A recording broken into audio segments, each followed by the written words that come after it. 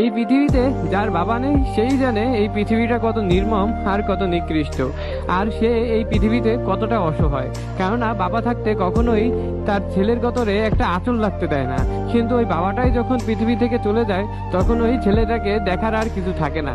মাথার উপরের বটগাছটাই চলে যায়, তখন আর মাথার উপর ছায়া থাকে না, তখন ওই সূর্যের কাঠ ফাটা রোদটা তার মাথার উপর এসে পড়ে, তখন সে বিপদে পড়লেও তাকে দেখার মতো কিছু থাকে না।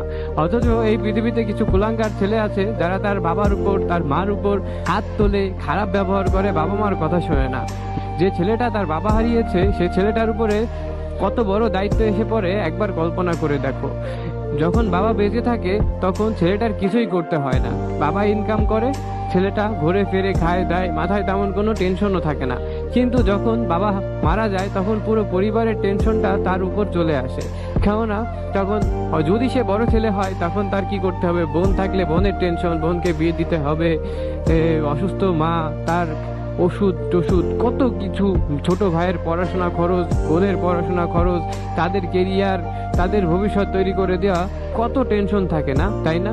আর অথচ বাবা বেঁচে থাকলে ওই বাবাই ছেলে মেয়েকে নিয়ে এত টেনশন করতো। তাহলে তোমরাই বুঝো যে একটা বাবার মাথায় কত টেনশন।